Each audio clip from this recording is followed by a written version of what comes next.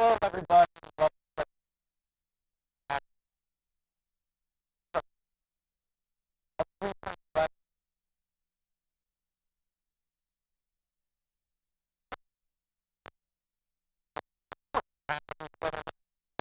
Yeah, we might Now as we're well. just going to put it on camera and on mic. Exactly. Give people a window into our conversations and our thoughts and our opinions on the world of Cleveland sports. And I'll probably say this every episode, but it's never really a slow time in this city when it comes to the sports world. So There's always something going on. yeah, definitely. Whether it's A lot of times it's not good, but there's always something going on. there's always something to talk about. We're never short. On, 3-point play, 3 topics yeah, every day. That's Channel kind of how 3. we'll do it. Yeah, I like it. I think yeah. that's That how makes it's sense. going to work. Okay. But we're going to do a state of each team, just kind of give everybody a baseline. Very good. Heading into this thing for Where do you want to start? It's a Browns town. Let's start Yeah, with the Browns. that's a good idea. NFL Combine. Here we are. New head coach, new GM. Where's your mind as far as the state of the Cleveland I Browns? like to use letter grades, all right? Is that cool? Yeah. I like to use letter grades for everything because it automatically transfers. If somebody says it's a C, you know what that means. If someone says it's an A, you know what that means. 1 to 10. I know what B minus means pretty well. Yeah, yeah, we about a lot of this. Right now, state of the Browns, I think I'm going to give them a C minus. Okay. It's primarily because there was so much excitement coming off last season, and it didn't materialize. And when you only win 6 games, and there's so much excitement and enthusiasm around the product, I am going to err on the side of caution moving forward. Right. So if I like to say a pessimistic, realistic, and optimistic win total for every season. And I know it's early. There's a lot to happen. Free agency, the draft, Right. Cuts. every cuts. We don't know what our team's going to look like. But as we stand right here at the end of February, my realistic win total for this team is 6. My optimistic is 8.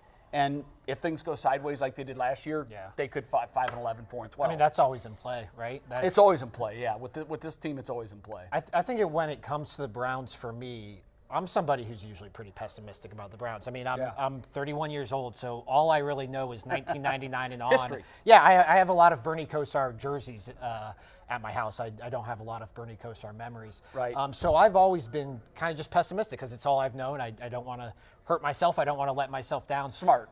I bought into the 2019 Browns, though. I did was too. all in. I was excited for Baker. I was really excited for OBJ. I was excited for just the talent. I thought the talent was too much to fail.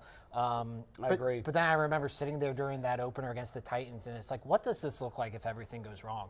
And everything that could go wrong did go wrong. Yeah. So That first game was really a microcosm of the season to come. Completely. Because they gave up. Right. So we kind of realized that burned into this team's have a DNA quit gene. was a quit gene. Yep. And so a lot of the games in the NFL, I'd say 50% of them are decided by a score in the last 5 minutes. If you have the quit gene, you're going to be on the L side of that more often than the W side. And so when I saw them literally sit down and exhale and give up in that Titans game, I figured then it's going to be a very long season. Yeah, and you saw that, obviously, as It the played out. season carried on. So that's – and I almost don't think that's fair to Kevin Stefanski, to Andrew Barry, No, to it's the not. guys they brought But in. you know what? The new guys no longer get the benefit of the doubt. I used to give the new guys the benefit of the doubt. Totally. But here's the reason they don't. Track record for ownership is so bad, I can't give anybody the benefit of the doubt anymore. Yeah. If you come in and you were hired for this job, that necessarily isn't an endorsement. It almost is an indictment. So I'm going C minus, and we'll see where it goes. Well, and on the flip side of that, first-time head coach, Yeah. first-time GM, youngest head coach and youngest GM in the NFL, I think. This could be the combo that clicks. It could be. It very well could be. But I'm But from Missouri now. Show me. I'm no longer show me just state. buying in because they're new. I'm with you. What grade letter do you give them? right now, I mean, a C. A Okay. C, I think that's fair. C's average, so maybe, think yeah, that's C fair. minus might be right. But, yeah, I just, but I'm excited for this time of year. I love the NFL draft. do too. love free agency. Yeah. And It's a 12-month cover now. Totally. Which is awesome because being a football town like Cleveland is, we're never too far away from that next big story. Yeah. So, and I mean, I didn't think we'd have this high a draft pick, but there's interest in the draft yeah. again. Oh, definitely. Which stinks, but there is. Well, we know this well. Yeah, we've been down this road before. Yeah, I mean, the Browns never give us any shortage of things to talk about. They'll be a big talker for us these next few weeks, these next few days. The Cleveland Cavaliers, though, shifting gears. Yeah. Not usually a talker in this point in a rebuild, and yet they somehow have been making headlines over the course of these last few weeks, trading I for want Andre you to give Drummond. your grade to the Cavs first before I give mine. An F. Okay, because I didn't want to be the only one. Well, Yeah, it's just they're totally an F. right now. I mean, record-wise, they are the second worst team in the NBA. Yep. And that to me doesn't make sense because there is talent. There's a core group of talent here. When you look at Kevin Love and Tristan Thompson, these are a couple of guys that have rings. Yeah. Where's the leadership? Instead, you've got a mutiny by the players against a coach that was making them practice. right. What? I mean, I know that's not standard protocol in the NBA, particularly if you're winning. Right. But when you're losing and you're making mistake after mistake after mistake on the defensive end and you can't get out of your own way, you need something. And sitting on your butt during an off day isn't what you need. So the mutiny against the coach, another coach gone. They're on coach number 8 this decade. If you subtract the 4 LeBron years, their winning percentage is .290. That's worse than the Browns the last decade. F. I think the craziest thing about all of this is, that last year in 2018, LeBron's last year here, they were actively guarding against him leaving. They refused to part ways with that Brooklyn Nets pick, which became Colin Sexton. Yep. Their whole thing was, we want to be well prepared because we think LeBron's leaving. They knew. Which is fine. Yeah, I mean, everybody knew by that point. And granted, they've had, not as much lottery luck as they had the first time around when LeBron left. But they are worse off right now. And to me, it's been a directionless franchise as far as, are they going all in on a rebuild? Yet they re-signed Kevin Love to a big extension. They keep Tristan Thompson rather than trading him. He's probably going to be walking for nothing. Yep. And then you bring in a head coach with no previous NBA experience to coach a kind of a mismatched roster of 19 and 20-year-olds and then holdovers from your championship era. They've had 4 coaches now since LeBron James left. Ty Lue, Larry Drew, John Beilein, and JB Bickerstaff. To me, at this point in their rebuild, they're supposed to be losing. The record doesn't concern me. It's the lack of direction for this franchise, and I don't know how that changes. Yeah, I don't either. I think what we've seen is, I think we gave the Cavs ownership a lot of credit because they won a title, but let's face it, they won a title because LeBron James decided to come home. And that wasn't because of Dan Gilbert. No. That was You just, could argue it was in spite of Dan Gilbert. It was in spite of Dan Gilbert. He wanted to prove something to himself. He wanted to finish a goal that he had made for himself. He came home. He brought a title to Cleveland. He left, and now they're a bigger mess than they were before he came back, which is hard to imagine, but they are. There's no hope on the horizon for this franchise. It is, and by the way, the league as a whole, for me, I have completely lost interest. Wake me up in June. I'll watch the finals. Outside of that, you couldn't, there was a funny line that Keith Olbermann once said. He said, I'll never watch a WNBA game. And they said, would you watch it if they played in your living room? He said, no, I'd call the cops. and that's pretty much where I am right now with the NBA. I'm completely disinterested in it. I'm a big NBA fan. I know you are. I really know like you the are. NBA. I was Yeah. watching Lakers Celtics yesterday. That Wow, was you a must great have been game. so bored. No, it was it was the bad XFL game that was on early. Right, So it beat that. It beat yeah. that out. No, I'm still a big LeBron fan. I want to see him finish his career. I am too. I'd like to strong. see him win one more. I think if you're a Cleveland sports fan, They're going to win it this year? I think they're the favorites right now. I think they are, I too. think when you watch LeBron James and Anthony Davis together, that's the best duo. No matter what, the Lakers are going to be But closing AD's games. out, right? He said he's not going to come back? No, Or was that misconstrued? It was misconstrued. Okay. He's a free agent. He hasn't Yeah. re-signed yet. He has the ability to re-sign. The reason he hasn't re-signed is he can get a bigger contract in the summer. Okay. It doesn't make any Yeah. financial sense for him to re-sign now. So Is there any writing on the wall that he will resign? seems like it. Yeah. Seems like this was all orchestrated for him Sure. to come and join. Feels LeBron like in it, and if LA. it doesn't, it feels like an epic fail for LeBron. Yeah. Oh, yeah. But on the flip side, what were his options that summer? No, I That know. was the thing. Yeah. Was it was almost an indictment of one. It was really a reflection of the Warriors, how everything seemed like such a foregone conclusion in the league that was LeBron's best option, and it was a team where he went and missed the playoffs. Yep. So Wow. But yeah, it'll be a fun June. We have time left for Indians? Yeah, let's do Indians. Where are you on the Indians? I think I'm getting old because I'm excited for baseball. Yeah, This no, is the first time I've got Welcome to your 30s. Right, the other day I was like, you know what? I'm ready for some baseball. I'm ready Yeah. for some pitchers and catchers to report. I'm ready for baseball November 1st. Yeah, I hate the off season. I do. it's been My interesting. favorite sport by far. Baseball. Yeah, I'm gonna give the Indians a B-. Okay. Right now, I'm disappointed in their lack of activity, Mm-hmm. and I think the Twins made serious moves to improve. I think the White Sox are really going to be. I think the White Sox are my dark horse pick to win it. They were my dark horse a year ago, and I was a year. They weren't ready last year. Yeah, they are are still now. too young. Those young kids have developed. It's a nice core of young talent. Now they've got some veterans brought in that I think will stabilize the ship a little bit, because I saw some instability last year with that club. Yeah. But I really think that I could see the Indians actually finishing third in the AL Central this year, which would break my heart. But I wouldn't be stunned. Yeah, it's in play. I go back and forth on the Indians because on the one hand, they still have one of the best pitching staffs in all of baseball, even though they're... And that's what wins. Right, that's what wins. They still have Francisco Lindor for now. They still have Carlos Santana playing at an all-star level, at least he was last year. Jose Ramirez, you would imagine, is not going to spend half the season as the worst player in baseball. He has the last 2 years, though. Well, that's something that really tanked, the first half of last season. He bounced back in that second half, but that first half really... If you put his first half from 18 together with his last half of 19, you have the best player in the game over the last 2 years. If you put his second half from 18 with his first half of 19, you have the worst player in the game over the last 2 years. Yeah. Stunning. I mean, the difference there is stunning. Oh, totally. But you go through their lineup. I did this exercise last week on WKYC.com, just projecting the Indians lineup. Pretty good lineup. I mean, you have Francisco Lindor, you have Cesar Hernandez, Domingo Santana now, Carlos Santana, Jose Ramirez. I don't know where the power is coming from. Well, necessarily. That's the thing, is they're banking on some combination of Domingo Santana, Franmil Reyes. They're really banking on Franmil Reyes to be... If he comes through, you've got something. That's the thing, though, that left field spot. Right now, it looks like a Jake Bauers, Jordan Luplow platoon. It does, which I don't love. They need a Jake Bauers, a Bobby Bradley, a Bradley Zimmer, one of those young guys that we're not counting on right now. They need them to come through on top of Oscar Mercado playing at the level doing he what was he did last year and improving. Which came out of nowhere. Totally. But you know what? I wouldn't be surprised if he built on his season from a year ago. They have Daniel Johnson. Looks like he's kind of in that Oscar Mercado spot where he could come up. Could be a breakthrough guy. The one thing that I've learned to rely on with the Indians is they're going to have surprises throughout the season. Most of them, they're on the mound. But last year with Mercado, this guy comes up and you're like, wait a minute, where? Yeah. How? Are we ever going to get anything out of Bradley Zimmer again? Yeah, I mean, the hope is we do.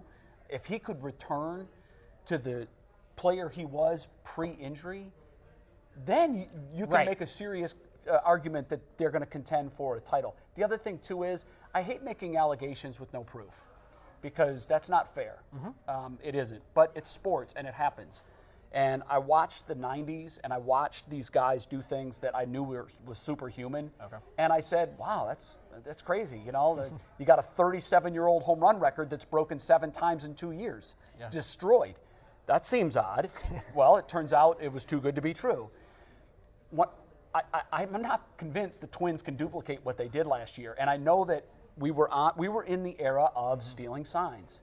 And the Red Sox and the Yankees and the Astros have all been implicated in one way or another. Yeah. I'm not sure the Twins weren't doing that, because when you look at the home run total that this team had last year, it was eye-popping. And I want to see what they do this year, where everyone now has the fear of God in stealing signs electronically. Right.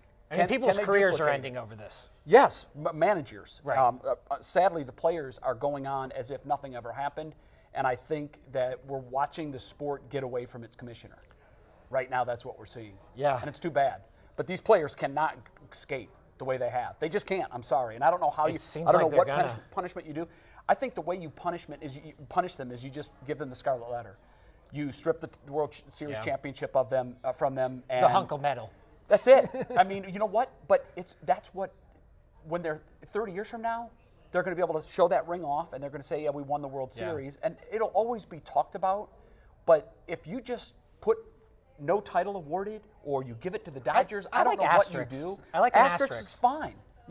Maybe the Astros should have to change their name to the Asterisks for 1 year. Yeah. Put a big asterisk on their jersey, and I don't know.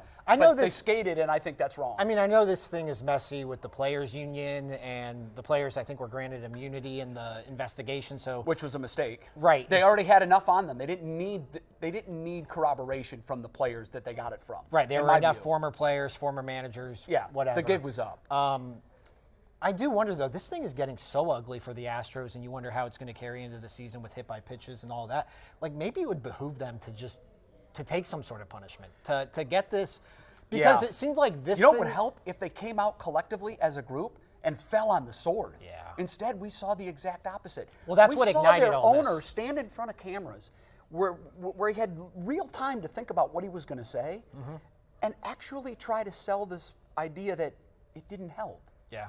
If it didn't help, why were you doing it? Well, it seemed like that was what reignited all this. Like, this was a big deal when it first I agree. happened, and then I it agree. died down, and there was the Super Bowl and spring training and all that. And then when then they came camp out opened. with their, that's really when you started to see Mike Trout say things. And I mean, what has Mike Trout said typically anything? is milquetoast on these Exactly. kind of issues. And I can't wait. I wouldn't want to be the opening day starter against the Astros. Yeah. Because if you don't throw the first pitch under someone's chin, the rest of baseball is going to be looking at you like, okay, Right. all right. And if you are towing the rubber on that first pitch, do you? Just to send a message from the rest of baseball, we're not good with this. Have a guy wear one on his hip. You're not going to throw at his head, but hit him in the leg, hit him someplace where there's flesh and meat. But I just don't think that the player should skate, and it's ruining the game. There are betting odds on everything nowadays. Yeah. as What's the over-under on hit by pitches? Well, I don't know what the exact over-under was, but you could get odds for who will be the first Astros player hit. Yeah. And Bregman was the favorite. But Altuve bats first in their lineup, He does. right? So it would have to be. I think that's good value. I'd take Altuve. Yeah, I would I'm take just saying Altuve from a pure betting as standpoint. as the smart choice. Yeah. Because he also was rumored to have had the buzzer Yeah. on, and you could see something under his jersey. And I'm telling you, if guys were getting tipped on pitches with electronic devices on their body, there should be a lifetime ban for that. I'm sorry, because I don't know if you played baseball, but Yeah, I did. I've played baseball my entire life. I still play, and I still maintain. I pitch and I hit. If the hitter knows what I'm throwing, I'm cooked. It's the biggest advantage And you if could have. I know what the pitcher's throwing, I feel sorry for him. It's arguably the biggest advantage you could have. I think you're right. I think it's a bigger advantage than steroids. I really do. I was going to say, you've covered baseball at a national level. Yeah. Like, can you remember anything like this where? No, I mean, can't. steroids was a big deal, but I can't remember. I mean, maybe the Barry Bonds stuff. Like, this is hanging over the sport. Yeah, I don't think there was anything quite like this because you have And you have proof. 3 of the teams that have been stalwarts in the postseason Yeah. the last 2 and 3 years. They are absolutely implicated, and I think if you do it over a course of 162 games, even if you're doing it just during your home games, either way it doesn't matter, you gain such a huge advantage from doing it, and the standings bear that out. Yeah. And the teams that have made their way through the playoffs, it bears that out. It's too big of an advantage. You know what was interesting was I came to WKYC in 2017, really right around the 22-game winning streak, and that to me was the best Indians team I can remember in this run. I agree. And then it seemed like all of a sudden, real quick, they blew the lead to the Yankees, but a year later, in that ALDS, the gap between the Indians and the Astros was so big. I mean, and they got swept by the Astros, and I don't know. I mean, this is when all this was coming out. I think that, I don't know how long they've been doing it, Right. but I do know that if you just take the Astros as the benchmark for the team that you know has been doing it for the last couple of years and what they've been able to do. And look, I love Altuve. I used to love Altuve and his story because he's this mighty mouse that can. But I'm telling you, when guys are up there and they know a fastball is coming, it's all they got to do is put the fat part of the bat on it, and it's much easier to hit a fastball when you know it's coming Right. clearly. The guesswork is what throws hitters' balance off. His balance was never thrown off because he knew what was coming. Yeah. So his home run total to me, I want to see what he does this year. And Big Papi, by the way, I don't know if you saw his comments. I did. That was embarrassing for Big Papi. Yeah. And if someone loves him and is near to him, please get him and muzzle him and tell him not to talk to the media again. Because if anyone should avoid commenting on cheating, it's Papi. Yeah, and if your name has been in a report, a Mitchell report, that's probably. According to the Mitchell report, he tested he tested positive for PEDs. I don't think it's any. Papi lost his swing. He couldn't catch up to the fastball. When that goes through nature, Yeah. it's gone. You don't get it back. Next thing you know, he's hitting 40 home runs again. When you go way from too- released by the Twins to MVP well, that of the happened World early in Series. his career, and I think that you could probably trace his PED use all the way back to then, but even later, after he'd had a lot of success and he could no longer catch, it was embarrassing. Boston Globe wrote I think it was Shaughnessy, I can't remember who wrote it, basically saying, please release him for his sake. This is embarrassing to watch. Just a couple of weeks later, he's hitting 7 home runs in 9 games. Yeah. And I just think it was too coincidental. So for Poppy to come out, and then he makes excuses for, look, if Altuve has a bad year this year, everybody's going to want to say, oh, well, there you go. See, he can't hit when he doesn't know it's coming. He's saying, no. The mental side of the game is so big, it's going to weigh on Altuve, and he's not going to have the same year. If Altuve hits 45 home runs this year, I'll be the first to say, I apologize, that guy is a natural phenom. See, I don't think he's going to do it. I don't think he's going to hit 30 home runs. It's going to be really interesting to see how can't this wait to watch because it. they're still a very talented team. I mean, these are still a collection of one of the best lineups in baseball, one of the best pitching staffs. So it's not like they're going away. They're So not. They're They're going to be not. front and center at all this. One more thing, I think we should hit on this while we're doing State of the Indians. Frankie Lindor. Yeah. We're going to talk about him a lot between now and July. Sure. And hopefully after that. Where do you stand on just kind of everything that we're going to be talking about? I don't think there's ever been a time in recent memory, go back to the mid-'90s when the Indians turned the corner. I don't think there's ever been a season where you could make an argument that the first 60 games have ever been more important. That's interesting. Because if the Indians get off to, and under Tito it's happened, if they get off to a slow start, and by slow through 60, I would say anything below 500. If they're around 500, I'm not going to panic. If they are 28 and 32, 25 and 35 at the 60-game mark, I don't think Lindor has a chance of being here in August. And if they move him, my grade on the Indians and my hope on the Indians goes from B- to C-. Yeah. Because he's the linchpin for sure. If they get off to a hot start and management says, we've got the pieces in place to make a run, there's no way they can deal him if they're in the mix. Right. I think around it's as 4th of simple as July. where they are in the division. I think that's it. If you're in first place. But I normally would agree with that. But if let's just say the Central isn't what we think it's going to be, and first place in the Central's 32 and 28, which is unlikely, but it could happen. If that happens and the Indians are a couple games under 500, at that point you have to even start asking yourself, compared to the rest of the American League, even if the Indians were to win the AL Central, are they still going to be the kind of a team that can compete in 3 playoff series to win it? And this is a calculation that the Indians will be judged on for the next 5 years.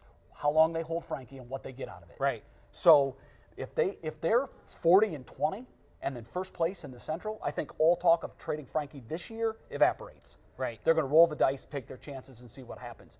But anything other than that, and I mean like even 35 and 25, that's 10 games over, and it looks good on paper, but you're 1 week of bad baseball away from being an also-ran. So you've got to really be careful. I hope and pray that the Indians come out of the gate smoking hot, and I hope Tito can somehow instill a sense of urgency, because I love Tito. He's the best in the game, and I'll argue anyone on that point.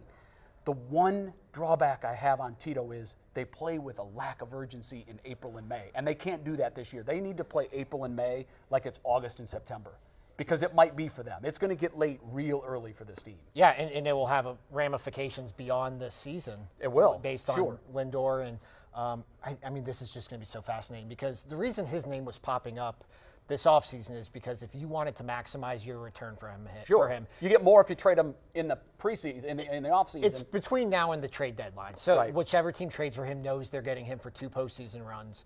I'm not convinced they're not going to move him before opening day. I'm just not. Really? Well, I mean, I'd love to sit here and say that there's no way that's going to happen. I can't say that. I'm not saying they're going to trade him. Yeah. But if it moves in 20 minutes that a trade's been made, I won't fall out of my seat. There's a Godfather offer out there the Dodgers have. That's what scares me. And that's what scares they me. made the Betts trade, so maybe that. I know. I thought that too. I thought, okay, now they're going to back off on Frankie, and they should. I mean, I don't know why they would.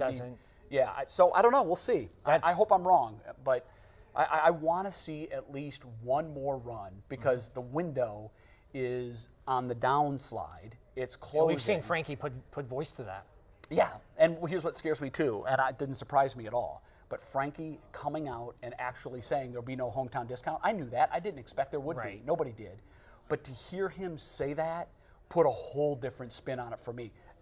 I say there's a 1% chance he stays past his contract. We're not re-signing him. So last week this was a big deal. I'm actually glad you brought that up because Chris Antonetti gave an interview out in Arizona, and Lindor did his press availability at the start of spring training, and it was the first time that we had heard that they're talking about or negotiating. We hadn't heard that since I think after the 2016 season when they made their last offer to him. And so people took that as, hey, there's hope.